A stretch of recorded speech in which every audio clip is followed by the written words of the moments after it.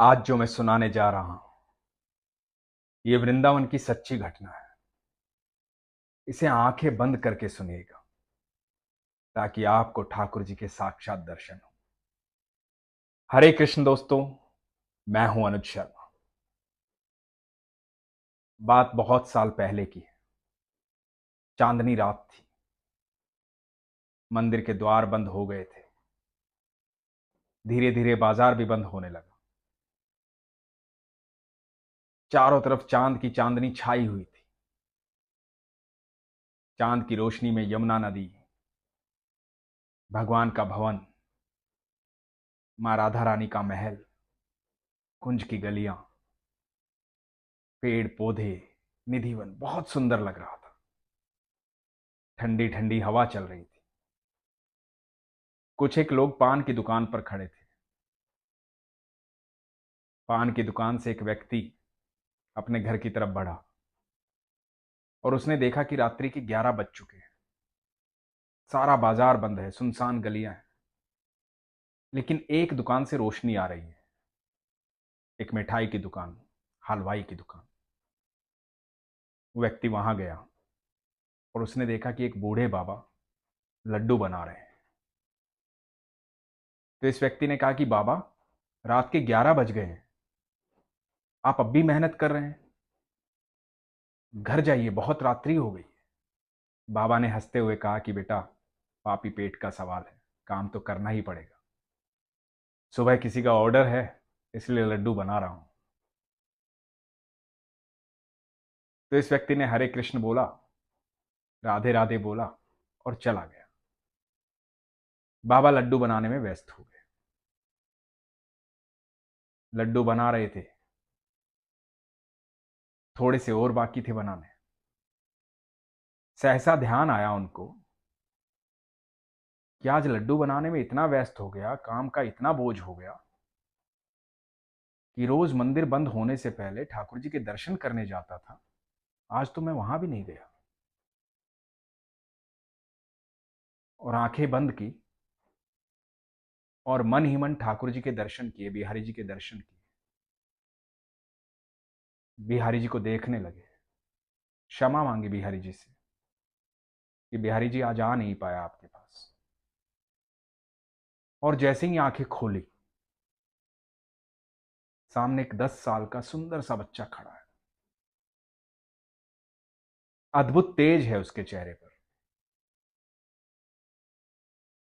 सांवला सा बच्चा है, खूबसूरत बच्चा, अलग ही आभा है। बाबा देखकर स्तब्ध रह गए कि इतनी रात्रि में ये बच्चा कहां से आया। तो बच्चा बोलता है, बाबा बहुत भूख लगी है, लड्डू खाने का मन है, लड्डू दे दो। तो बाबा देखते रहे उसे। तो बच्चे ने कहा कि बाबा, ये मेरा कंगन ले लो, मुझे लड्डू दे दो। बाबा ने देखा कि बच्चा अपना कंगन दे रहा है, लड्डू मांग रहा है। तो बाबा ने कहा कि बेटा कोई बात नहीं, तुझे लड्डू खाना है, तू लड्डू ले ले, मुझे कंगन नहीं चाहिए। तुझे और भी कुछ खाना है मेरी दुकान से तो ले ले, मुझे कुछ नहीं चाहिए, ले ले बेटा। और बच्चे ने कहा कि नहीं बाबा, आप कंगन लोगे तभी मैं लड्डू लूंगा, आप कंगन नहीं लोगे तो लड्डू नहीं लूंगा, फिर मैं भूखा चला जाऊंगा, मुझे बहुत जोर से भूख लगी है। तो बाबा ने मन रखने के लिए कहा कि ठीक है, कंगन दे दे। बाबा ने सोचा कि जब लड्डू खा लेगा तो इसको कंगन वापस कर दूंगा। बच्चे ने कंगन दिया, बाबा ने दोनों हाथों में लड्डू दे दिए। बाबा इधर कंगन लेके रखने लगे और जैसे ही उधर देखा जहां बच्चा खड़ा था, वहां बच्चा नहीं था। बाबा को लगा कि लड्डू लेकर बच्चा भाग गया, भूखा था। और बाबा ने अपना सारा काम पूरा किया, दुकान बढ़ाई और घर की तरफ जाने लगे। बस एक बात सोच रहे थे कि बच्चा बहुत सुंदर था और संस्कार कितने नेक थे, मुफ्त में नहीं लेना चाहता था। चाहता था कि खाना है लेकिन कंगन ले लो तब खाऊंगा। पर बहुत रईस परिवार का बच्चा लग रहा था, अमीर परिवार का बच्चा था।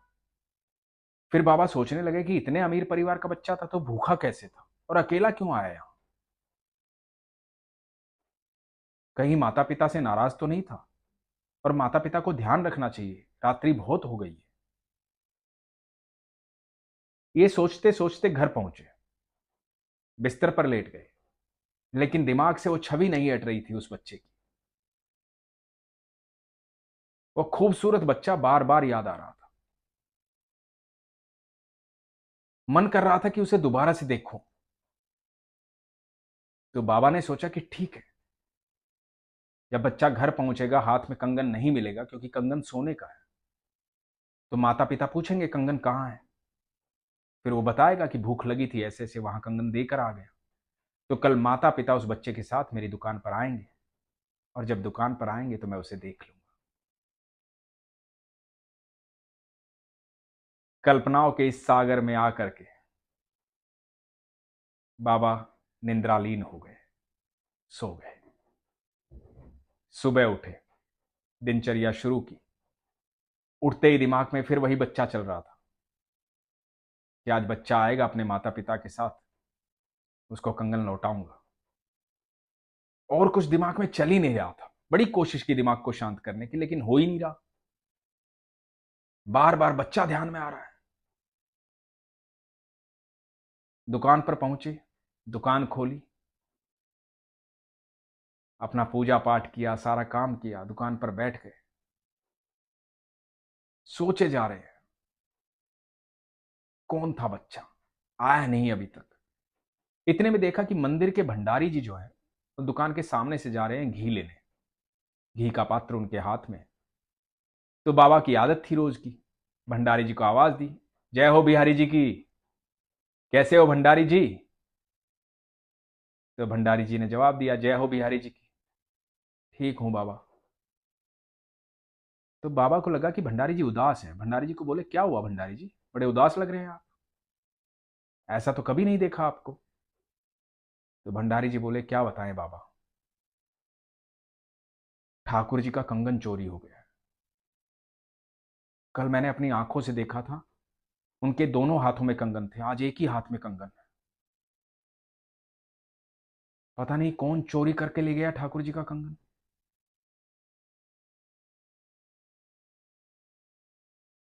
और ये बात इधर भंडारी जी कह रहे थे, और इधर बाबा जो है वो एकदम स्थिर हो गए। तो भंडारी जी ने देखा कि ये क्या हुआ। बाबा के चेहरे पे पसीना ही पसीना, होठ कांप रहे हैं, बोलना चाह रहे हैं बोल नहीं पा रहे हैं, शरीर कांप रहा है। बाबा को एहसास हो चुका था कि ठाकुर जी से मिल चुके हैं। ठाकुर जी आए थे अर्धरात्रि में, लेकिन कैसे बोले। ठाकुर जी को देखने के बाद जुबान कहां रह जाती है आदमी के मुंह में। तो ठाकुर जी हैं, उनकी ऊर्जा ही अलग है। पूरा ब्रह्मांड उनकी ऊर्जा से चलता है, तीनों लोक उनकी ऊर्जा से चलते हैं। उन्हें देखने के बाद बोले कैसे कोई। भंडारी जी ने कहा, क्या हुआ बाबा। बड़े कांपते हाथों से वो कंगन उठाया, भंडारी जी से पूछा, क्या ये ठाकुर जी का कंगन है। और भंडारी जी बोले, बाबा आपके पास कहां से आया, यही ठाकुर जी का कंगन है। बाबा ने सारा वृतांत बताया, आंखों से अश्रु बह रहे थे। बता रहे थे, मेरे कन्हैया रात को आए थे मेरे पास, भूखे थे मेरे कन्हैया, बोले कंगन ले लो बाबा, मुझे लड्डू खाने हैं। कंगन नहीं लोगे तो लड्डू नहीं लूंगा, भूखा चला जाऊंगा। और बाबा रोते रहे, सारी बात बताते रहे। भंडारी जी को याद आया कि कल रात्रि में ठाकुर जी को लड्डू का भोग ही नहीं लगाया था। और भंडारी जी कंगन लेकर के ठाकुर जी के पास वापस चले गए। इधर बाबा अपने कन्हैया को याद करते रहे। कृष्णा को याद करते रहे। यही माया है मेरे ठाकुर की। आप दिल से याद करो, वो प्रकट हो जाते हैं। वो कभी भी, कहीं भी, कैसे भी, किसी के पास भी आ सकते हैं। आप जानते नहीं हैं, आप सबके साथ वो हर पल रहते हैं। आप दिल से याद नहीं करते। और जब आप दिल से याद करोगे, आत्मा से याद करोगे,